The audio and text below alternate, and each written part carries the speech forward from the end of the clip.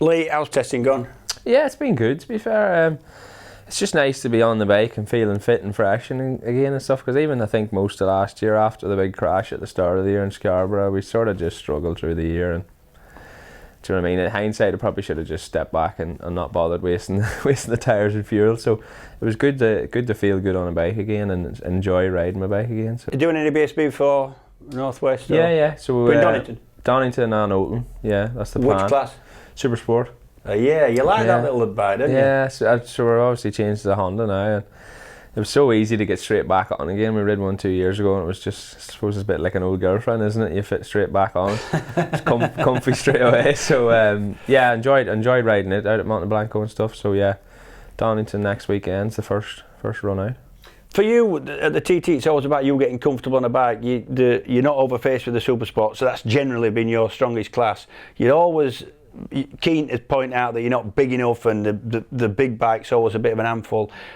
Honda might be the bike for you in that respect, because it seems to be the most compliant around here compared to BMs and Kawasaki. I felt like that as soon as I got on the Superbike. Actually, they've obviously designed the tank and stuff for World Superbike, so they want the weight low, which is perfect for me, because the old Honda, or the one that John and that rides, has a big tank. No, the tank at your actual stomach is big, yeah. Which for me struggles. It sounds stupid that reaching your bars and everything, but when you actually have that feeling of something being slightly smaller, even though it's the same weight of bike, same size of engine, Evan, you sort of, I don't know, trick your brain into thinking this is not as big a handful as what it actually is. So I think that's, as soon as I got on it or even sat on it, the tank on my Superbike is actually smaller than the tank on my 600, which is crazy, but for me that's absolutely perfect.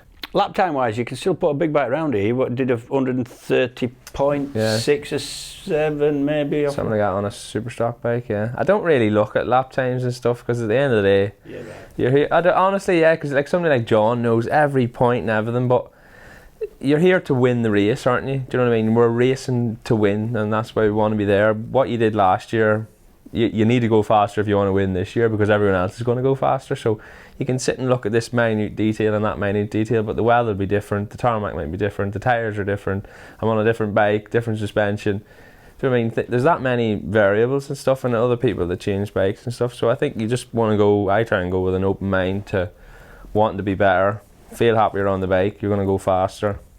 Do you make a conscious decision as to what bike you want to be on, based on what you think you're going to be able to ride around here? Or is it a case of a deal comes up and that's what bike they're running, so that's what you use? Or do you think, oh, hang on, Honda might be the one for me, or whatever it is? I think there's a bit of both in there, do you know what I mean? There's no point having a good team with a bad bike or a bad team. No, it's sort of a bit of 50-50 thing, but it's sort of, you know, when something comes up and you sort of go, oh yeah, that feels right, or I think that's right. But what you just said about the Honda being the bike to ride or a bit easier and stuff, but I don't know, every rider's going to have a clause, aren't they? Like, we all have something we like to have a moan about, or this, that and the other. But as far as things go at the minute, I'm happy with the decision I've made, and I'm looking forward to, especially the 600. I think it's definitely got the chances to win, because like you say, it's probably the best class for me, but the first podium I got was on the Superstock bike. Yeah. And I just struggled with the Triumph here, do you know what I mean? At the Northwest and the Ulster, we've got lap records and won every race there for the last 2 years, so there's no reason why we shouldn't be fit to bring that to the TT, but it's never happened. Are you from a motorcycling family? In fact, most Irish lads generally have either a dad or an uncle, or my dad rode a bike, never raced a bike ever. He did track days and stuff, and the very first day he took me to a track day, like to have a go. He sort of says, oh, if you're faster than me, he says, I'll sell my road bike and we'll get you a bike. And like with the first day at dinner time, I was quicker. So that's a good dad. He never owned another road bike till she couldn't afford it, do you know what I mean? If he wanted to buy a race bike and stuff, he did that for me. So there's not too many dads would do it. I don't know if I could do it, do you know what I mean? But yeah, that's how it all started. And what about the interest in the roads? Because you were a really competent short circuit man, national champion in fact. Yeah. I think it's like you say, yeah, it's your background, innit? Like as a kid, you always go to the Northwest and the Ulster Grand Prix, and you get to a level at racing in Ireland short circuits, and then everybody goes to England. So unless you go to England to watch, you would never have seen them. Like I went to watch, how long ago it is you riding in World Supersport and Foggy and World Superbikes and stuff. But at the end of the day, that was going to England to watch somebody English do that and stuff, whereas you could go to the Northwest and see like Richard Britton, Ryan Farquhar and all these guys, do you know what I mean, that lived down the road. So that was always sort of the thing, oh, that's amazing. And then it sort of just happened. But I think it took me a while to go road racing, because it's not really a thing I don't think you should do from young, do you know what I mean? But everybody has different paths, don't they? And that's just the one I've led. You just need to be fairly level-headed about the job in all respects. Yeah. So you could probably go as a young rider if you're not a crasher, but I had a few jumps offs when I was a kid and stuff, as everybody does. But once I got that out of my system and stuff, I thought I was wise enough to go on. When did you first come and watch you? At the TT? I'd never been to watch the TT. The first time I came to the TT, I set off down Bray Hill. Never? Yeah, I came once before, maybe in a hire car.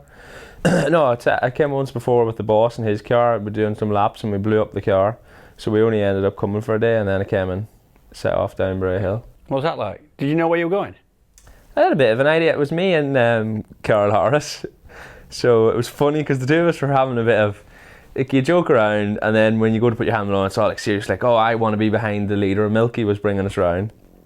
And it's like, yeah, I want to be behind, and I want to be behind, and blah, blah. And I says, right, we'll just take turns. Every couple of minutes, we'll swap. After about 5 minutes, the two of us were absolutely, like, thinking, we can't even keep up with him. We were sort of going, once we get in a bit, we'll pass him and just motor on, sort of thing. We were spent 90% of the lap waving at him to slow down so we could keep up. So it was, but yeah, that was my first experience. And I remember this. There was an old man sitting just as you go through over the railway tracks at the top, and up on the hill there was an old man with a flask and stuff sitting watching. And I just passed him. I thought, somebody's going to step out here and say this is illegal. Like, this should not be allowed to happen. I've ridden around 90% of the island here, absolutely flat out, and this is normal behaviour, as if it shouldn't be allowed. Like, that's what your brain says to you. Do you ever get a chance to watch now? Do you ever go out on circuit, or do you watch? More at when we come for the classic, to the Manx and stuff, you come and watch, but it sort of scares you a little bit, because you don't really grasp how fast you're going through places until you actually go out and watch. Or like when you break down. I broke down in Kirkmichael one year and I had to walk away back down one of the side roads. I was just like, this is unbelievable. Like, but when you're fixated, all you want to go is get from that point to that point to that point. And that's all you're thinking about. You're not thinking about what speed you're doing. 90% of the time you couldn't even say what speed you're doing. You just think, I'm in 4th gear, need to go 5th here, 3rd there. That's all you think about. But when you're stood on the side of the road, it looks and somebody comes hurtling past, it's like, Do you think you know the place now? You've done a fair apprenticeship now. Yeah, realistically, I should have won a TT by now. That in my head, that's, do you know what I mean? Every other track we've went to, I know they're shorter and stuff, but you're racing against the same people. Do you know what I mean? And the only difference is knowledge. If you can beat somebody at the Northwest or beat somebody at the Ulster Grand Prix, you're racing the same people. Why can't you beat them? In my theory, it's like racing at Brands Hatch or racing at Donington and Snetterton. It's a corner. It's a corner. Tarmac. Yeah. So I always thought that. So if I was racing you and Foggy or whoever at that time, you should be fit to, like Joey Dunlop did. He went from Grand Prix or Formula 1 at that time to winning here, and they all had to do it then. That was the only difference. Whereas now you're classed as short circuit riders or road racers. Good short circuit man, Joey. Yeah, fast, that's what I'm saying. But nobody remembers that, do they? He's always a TT hero, but you know what I mean? You don't win Formula 1 World Championships by being a mug. So. Well, Formula 1 was on every circuit, from the shortest, like the hot countries, cold countries, road circuits. Fantastic championship at the time. You're looking forward to getting going down that road then? I mean, you're pretty chipper as a fella. Yeah, I do. It's funny. It's one of them things you do all this work to get build up and excitement and everything, and then you get there and you're like, pfft. Do you know what I mean? But once you're like a mile in, that's the nicest part. You know, once you're actually just on your own. Yeah, on your own, riding the bike. I love riding my bike, and it's the way the world is now that you have to do these stupid interviews and all this stuff. But do you know what I mean? I'm sort of like, I just like riding my bike, and I'd be happier if all of the other stuff didn't sort of have to happen, and you could just like we go trials riding or do anything. If racing was the same as that, I think it'd be awesome. But obviously with this day and age, that's the way it is. But the fact is, if you're good at something, then you don't get one way out the other.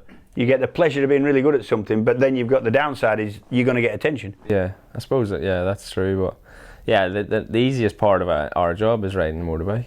Any aspirations for this year? Or are you not the type? It's a difficult place to come with a set of goals. Yeah, you can't. I don't think you can do that. you know where you want to be, and you know you're good enough to be somewhere. And I think my dad used to always say, it's okay to say that in your own head, it's just not to try and put it into anyone else's head. Yeah. Do you know what I mean? That's something you keep to yourself. And I want to win, you know what I mean? I want to win as much as anyone, and I know at the end of the day I'll be there and I'll be trying as hard as everyone. Just there's 10 other people, 12 other people that have maybe as much ability as me and they want it as much as me. It's just what happens on the day, a little bit of luck and getting a jump, and do you know what I mean? That's the only difference really, I think, compared to anyone, or who's willing to push that bit. Now the level that everything is at is just so Do you feel high. the level's moved on a little bit?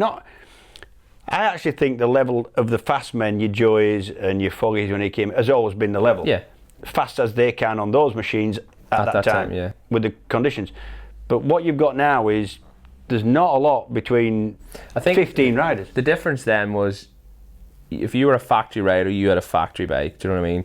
There is no factory bikes now. There is really good levels. You know what I mean? Like Michael's a factory Suzuki rider, and Hutchie's a factory BMW rider and stuff. But the likes of the BMW and stuff, 99% of the things you can go and buy, or your team can go and buy.